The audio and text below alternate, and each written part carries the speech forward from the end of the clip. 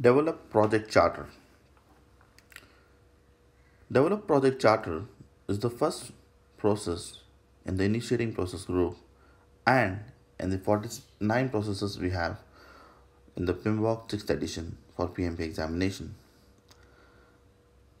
A project charter is very important because that is the first internal document established to initiate the project.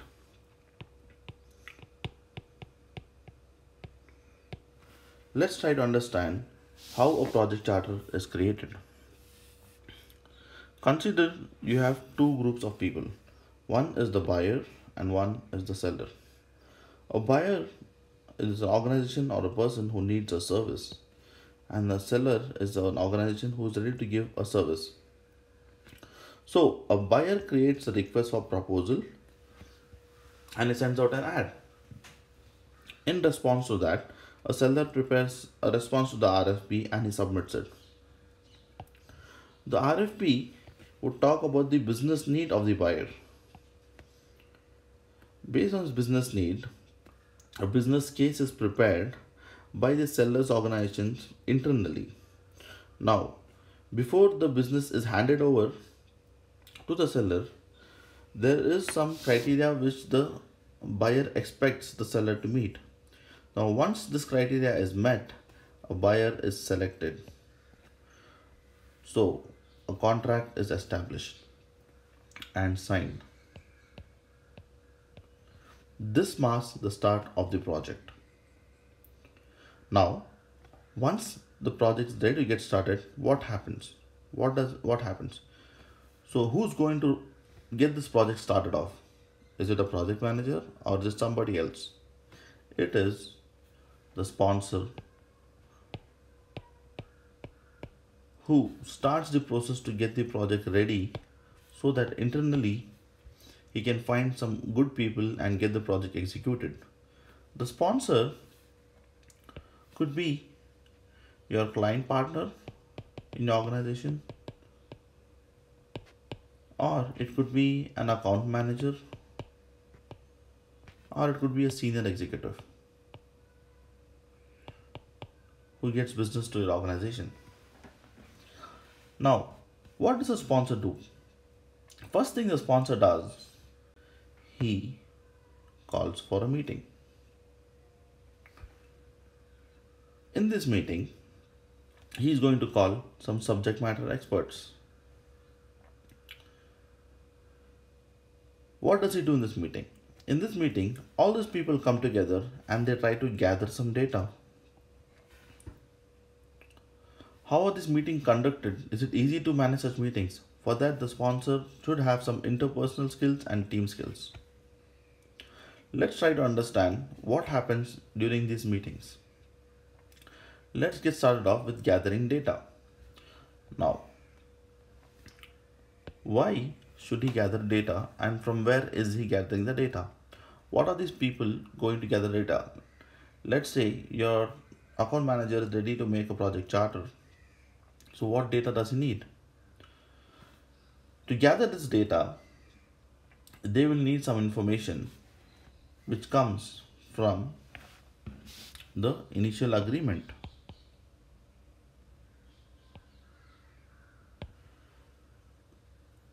Or it could also come from the business documents.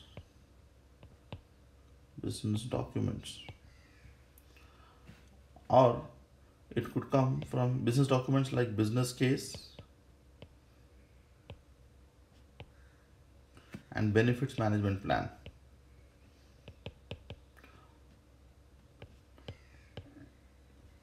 Which says like what is the benefit of doing this project? What is the dollar value benefit you're going to get?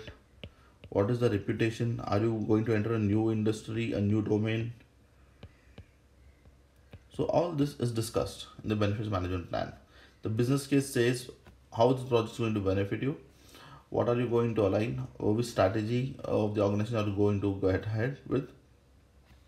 So these two things are very important. Along with that, you will also need the organizational process assets. Did your company do some similar projects in the past?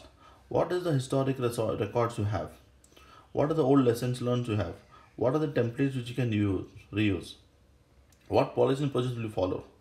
And projects are done in environments in the organization to the enterprise environmental factors. Take that also in consideration. What framework will you follow? What is the culture of your organization? How do you execute a project? What is the approval process? So all these things become inputs for these for preparing the project charter that is used to gather the data. Now there are different ways of gathering this data. First is you get many stakeholders, different stakeholders. So let's say you get some experts. These experts could be experts in say org strategy. Like for example, a PMO expert might come and he might say, okay, how projects are executed, what are the do's and don'ts, what are the prerequisites to be met, or what is the governance to be done. Or they could be experts in benefits management. Benefits management. Okay, people would come and say, okay, when doing this project would be beneficial for us now, and later on we could take some other projects. So you'll get some senior people who will come and talk about all these inputs. Or it could be somebody who's got a subject matter expert, technical knowledge. Let's say you want to do a project in new technology, let's say Scala. Now you will have some Scala architects over there. Or you have got some new project to be done in Java. So you'll have some Java architects in this discussions. And then after that, you'll have experts who will come and say, okay, fine, for this much of effort in the past, we have able to bear so much of cost. It's going to take so much of time, right? Right. So all these things would happen. And then you'll have experts who will help you understand and identify the risk in the project. So you see how important all these things are there. These things have to be considered when you're making a project charter so that you can execute the project in a smoother fashion. Avoid the risk or minimize the risk. See how best you can use the constraints, right? So these people, all of them come together, and then how will you gather information? It could be through a process called as brainstorming.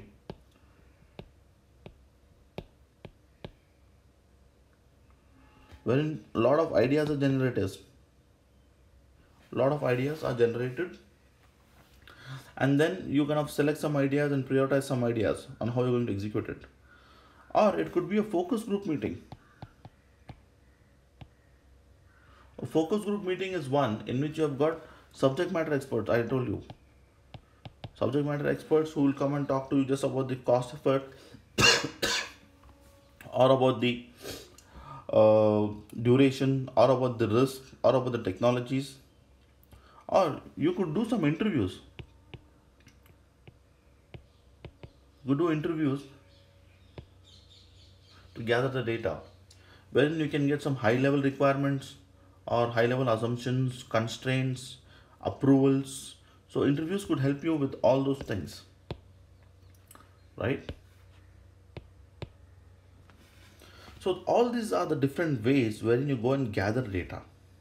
Now another thing that you need to do during these meetings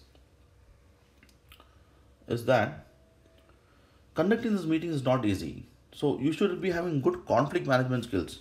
Two people might be upset with each other saying that, okay, fine, I wanted the project to be done in this way. Another person says, I want to do it in this way. I want my team to do it. I want my team to do it. I want it from the offshore. I want it from the onshore. So you should be able to having good management, conflict management skills so that you align the people to the project. Many times I see these issues in the projects where I work with people not aligned initially. Then somebody else comes down over there and then they get to align the people to work together, right? So align them on the objective of the project, on the high level requirements. Later on people would come and say that, okay, fine, this was not agreed in the initial scope, and somebody say no, it was agreed.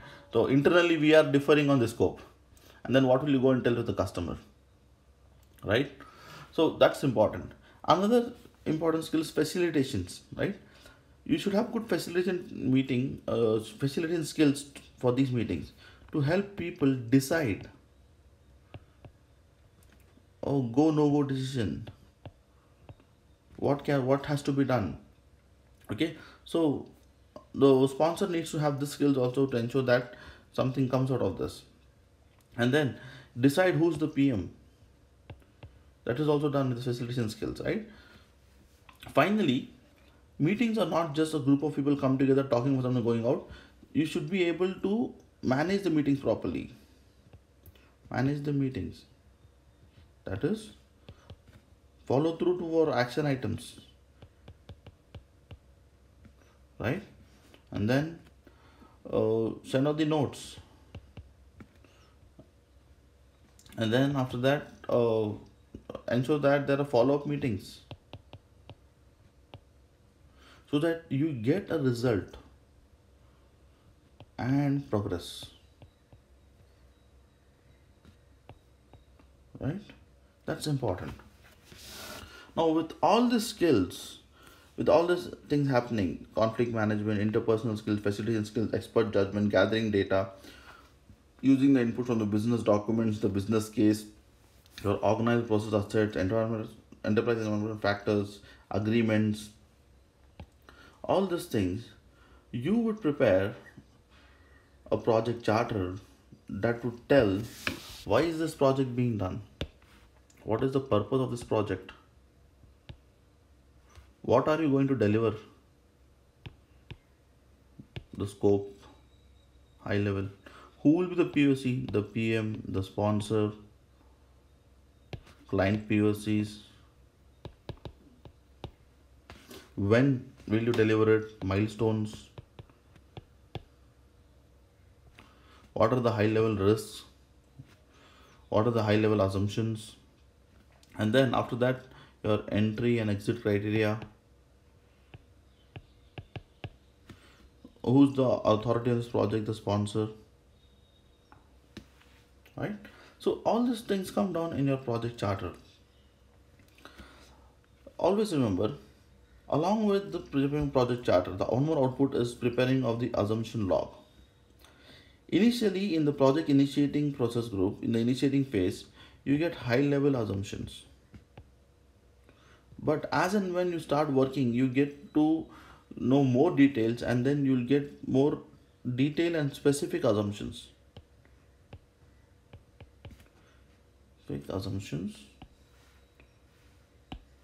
Specific assumptions once you start executing.